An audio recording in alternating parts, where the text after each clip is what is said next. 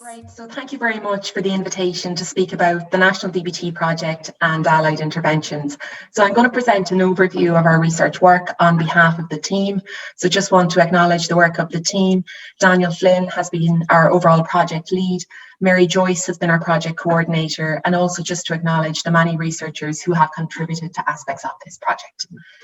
So just in terms of a little bit of background context to our work, back in 2010, as a newly formed DBT team in Northleigh Adult Mental Health Service in Cork, we were very keen to gather some outcome data. And at that time, the efficacy research on DBT was really impressive, but there really wasn't very much in terms of effectiveness research. So just looking at some of our data here, you can see we found very significant decreases across some key symptom outcome measures, including depression, hopelessness, suicidal ideation, borderline symptoms, and an increase in quality of life. We also looked at health service utilisation data, and here you can see we saw quite pronounced decreases in emergency department visits and also in terms of hospital admissions.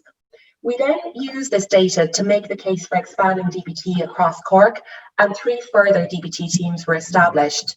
We then expanded the research to include these new DBT teams, and the research continued to show significant decreases across key symptom outcome measures. And I guess what this told us was that DBT could be effective in very routine clinical settings in routine adult mental health services within Ireland.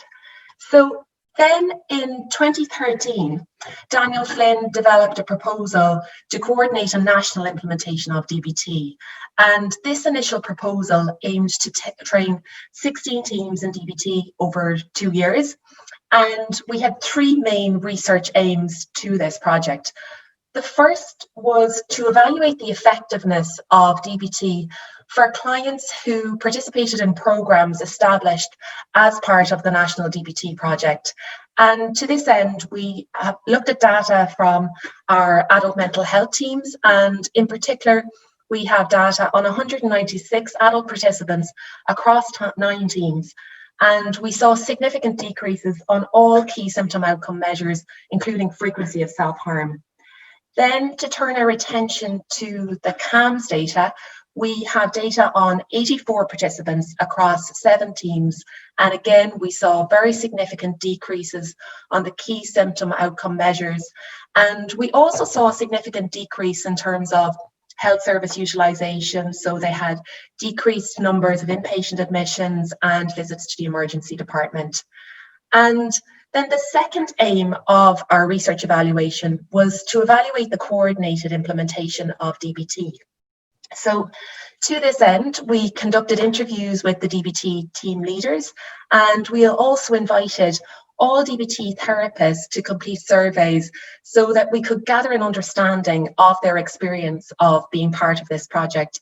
And I know Clodagh is going to speak in more detail about the experience of her and our colleagues being part of this study in a few minutes. Then the third aim was to evaluate the economic effectiveness of the project. And we did this in conjunction with some health economists. So what we found was that DBT was more effective and less expensive than no DBT, and thus we considered it to be cost effective. So here we see an overview of all the DBT teams in Ireland. So the ones with the tick are the ones who existed prior to the National DBT project. And you can also see each of the teams who trained as part of years 1, 2, and 3 of the project. So our research team has also been involved in a number of allied projects. So these allied projects have fallen under the categories of systemic interventions as an adjunct to DBT and also adaptations of DBT skills training itself.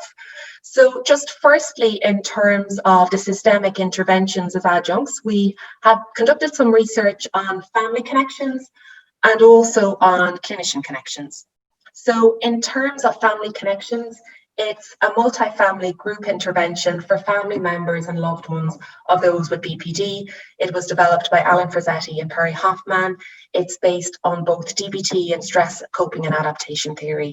And in our research, we found that family connections was more effective than an optimized treatment as usual condition, with our family connections participants experiencing decreases in burden and also in grief.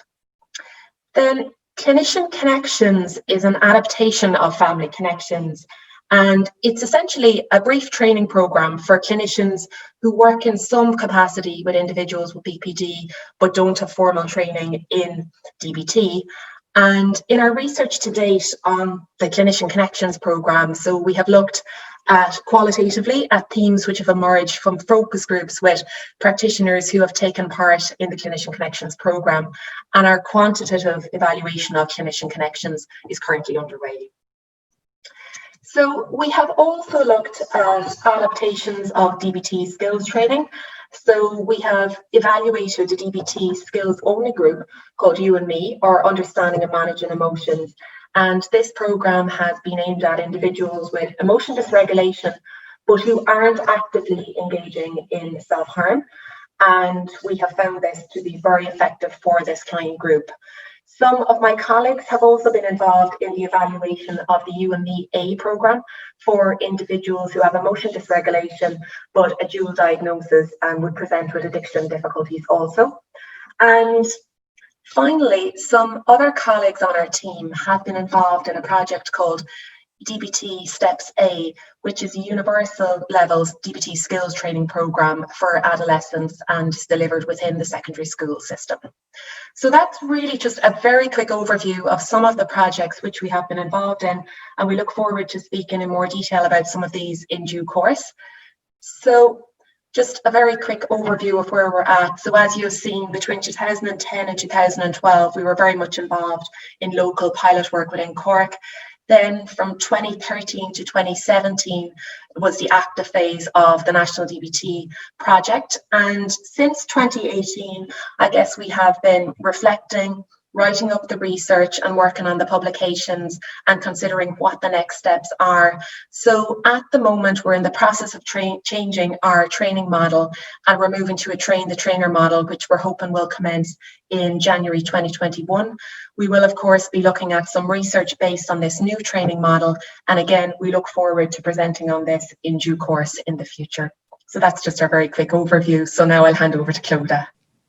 So hi everyone, I'm here to present on DBT in Lucena.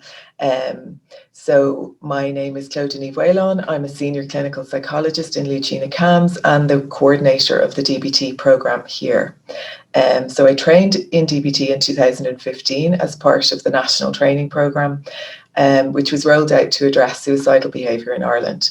So I'm going to give you a brief overview of our DBT programme in Lucena CAMHS, and then we can hear quotes from some of the young people who've completed the programme. So we have, change slides. We have 2 DBT teams in Lucena CAMHS and 15 DBT therapists. And one of our challenges has been to keep our teams staffed so that we can offer DBT to all of the young people attending Lucena CAMHS. So these 2 teams service 9 multidisciplinary teams, and we have delivered DBT to young people and their families across South County Dublin since 2015.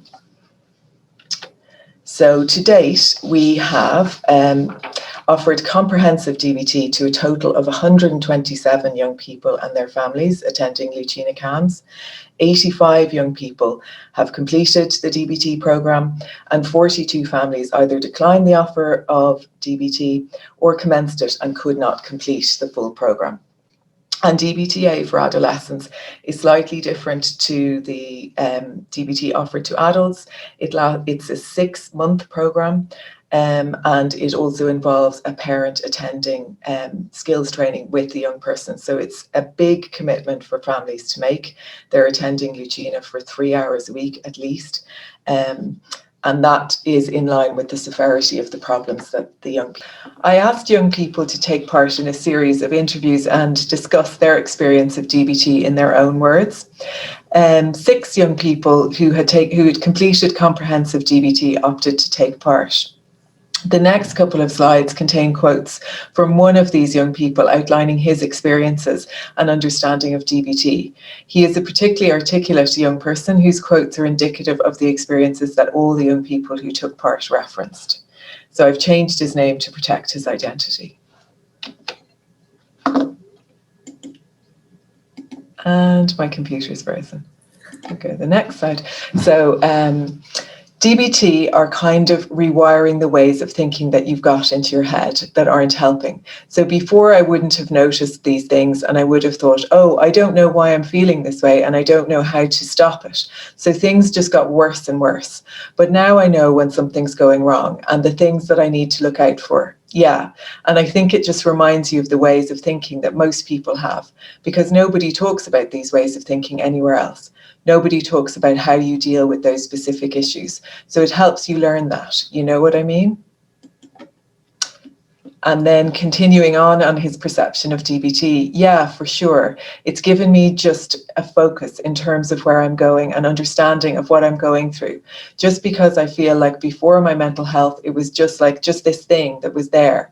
Now I know what it is and I know what's going on and I know where I want to be and how to get there. And I just have a better understanding, not only of my mental health and therapy, but also just life and how to deal with it. Yeah. So all of the young people who took part in the interviews referred to developing insight into themselves and their goals. They expressed strong change narratives and referred to DBT as an agent of positive change in their lives. Ben described feeling empowered over his own narrative, his choices, and his mental health problems. Again, this experience was shared among the other young people who took part in the interviews. Thank you so much.